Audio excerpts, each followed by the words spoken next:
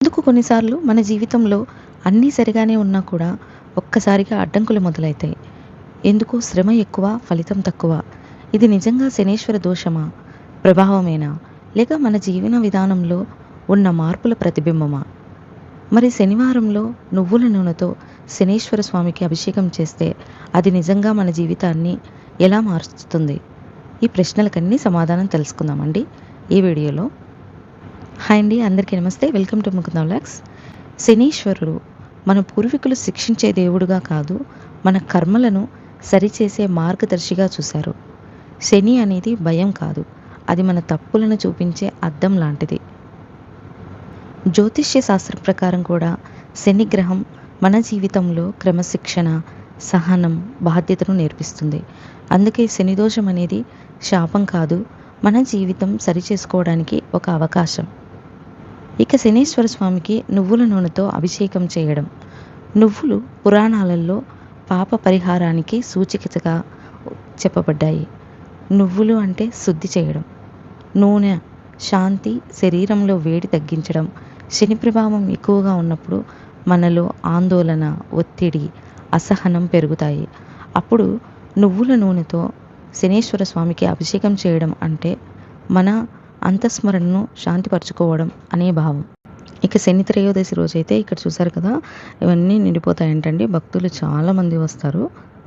మెయిన్గా ఈ దేవాలయం కనుమలపల్లి శివాలయం పక్కనే ఉన్న శనీశ్వర ఆలయం అండి. ఆలయంలో నూనెతో శనీశ్వర స్వామికి అభిషేకం చేస్తూ ధ్యానం చేస్తే చాలా మంచిది.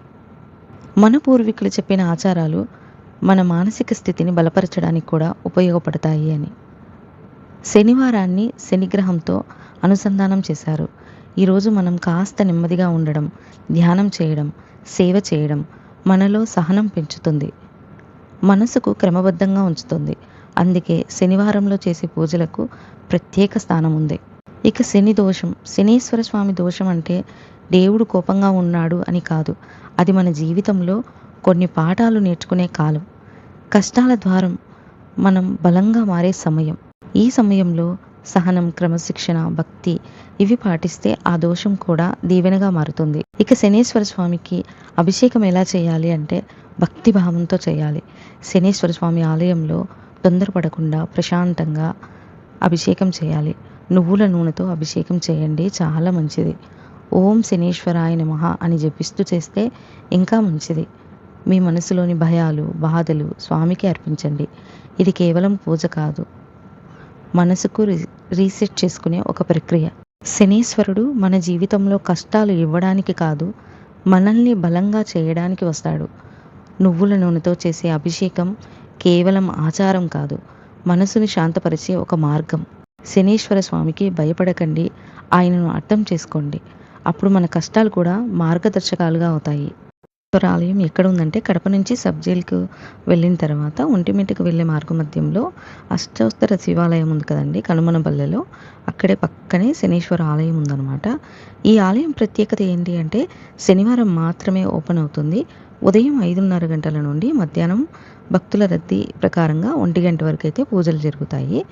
శనివారం రోజున ఇక్కడ భక్తులు అయితే చాలామంది వస్తారండి. అందుకే ఎర్లీ మార్నింగ్ వస్తే దర్శనం సులభంగా అవుతుంది. ఇక్కడ దర్శనం, అర్చన పూర్తిగా ఫ్రీ. కానీ శనీశ్వర స్వామికి మనము నువ్వుల నూనెతో అభిషేకం చేస్తాం కదా, ఆ అభిషేకానికి మాత్రమే 150 రూపాయలు ఛార్జ్ చేస్తారండి, 150. ఈ టికెట్ తీసుకొని మనము స్వామి వారికి అయితే నువ్వుల నూనెతో అభిషేకం చేయవచ్చు. ఒకే గోత్రం ఉన్న వాళ్ళనైతే ముగ్గురిని అలో చేస్తారు, ముగ్గురితో అభిషేకం చేపిస్తారు.